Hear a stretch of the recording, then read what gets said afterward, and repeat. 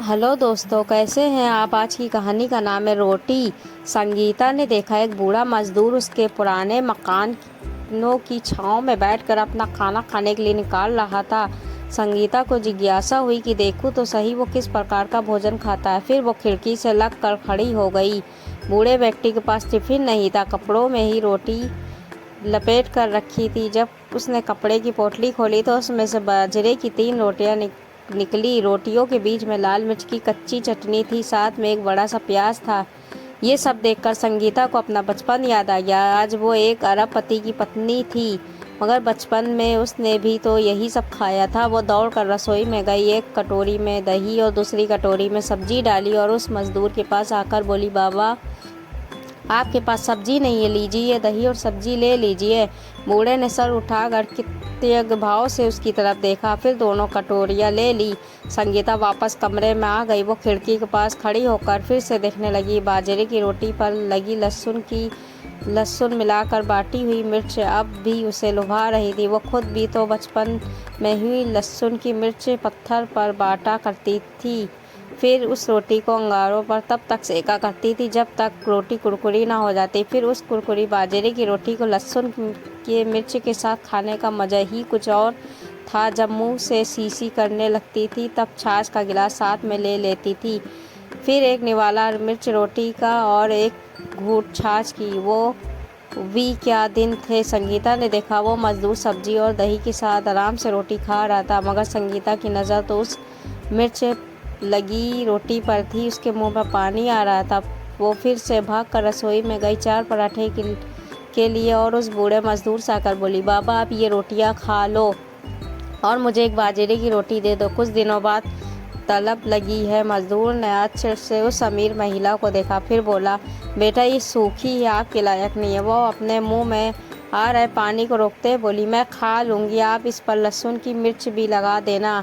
रोटी लेकर वो रसोई में आई, फिर रोटी से मिर्च अलग करके उसे गैस पर सेकने लगी। जब रोटी पूरी तरह बिस्किट की तरह कुरकुरी हो गई तो वो उसे बड़े चाव से मिर्च के साथ खाने लगी। उसे वो सब खाने में इतना मज़ा आ रहा था जितना मज़ा होटल के वीआईपी खाने में भी नहीं आता। उसके बाद तो ये सिलसिला ही बन गया। वो रोज़ उसे बूढ़ा मजदूर से एक रोटी मांग कर खाने लगी। बदले में वो उसे अपने घर का खाना दे दिया करती थी। वो मजदूर भी उसके घर का नरम और स्वादिष्ट खाना खाकर खुश था।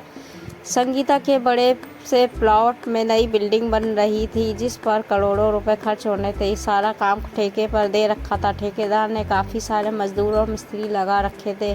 बूढ़ा मजदूर मिर्च रोटी लाया करता था। शायद खाना अन्य मजदूरों के साथ बैठकर खाने में उसे शर्म आती थी, इसलिए वह मजदूरों से अलग संगीता के पुराने मकान की छांव में बैठकर अकेला खाता था। मगर जब संगीता उसकी रोटी खाने लगी तब उसे एहसास हुआ खाना छुपाने लायक नहीं था।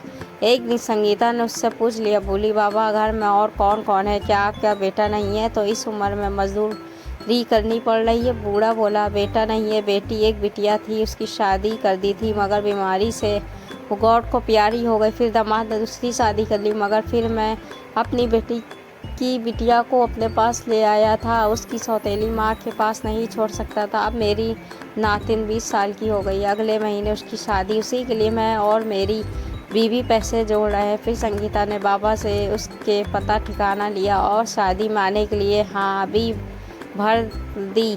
कुछ दिनों बाद उस बूढ़े मजदूर ने काम पर आना बंद कर दिया। संगीता समझ गई वो शादी की तैयारियों में लग गया। शादी में 10 दिन बचे थे। बूढ़ा अपनी पत्नी के साथ चर्चा में मशगूल था कि एक गाड़ी उसके घर के सामने आकर रुकी। उसमें से संगीता अपने बिजनेसमैन पति के साथ उतरी।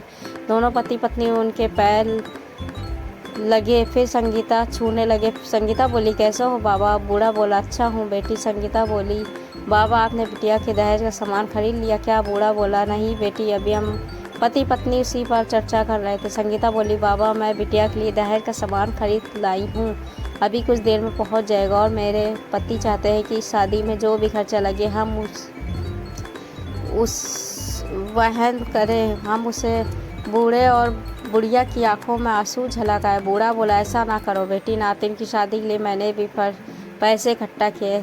सब तुम्हें ना करने दूंगा। बिटिया संगीता बोली, बाबा एक बात तो बताओ, जब मैंने आपकी रोटी खाई है तब मैं भी आपकी बेटी हुई ना? बाबा बोले, हाँ बेटी तो हुई। बेटी बोली, तब मुझे रोटी का कर्ज उतारने दो ना। बाबा कहते हुए संगीता की आंखें भी भर आईं। संगीता आगे बोली, आपने जो पैसे इकट्ठा किए हैं आप उन्हें अपने बुढ़ापे के लिए संचित रखिए।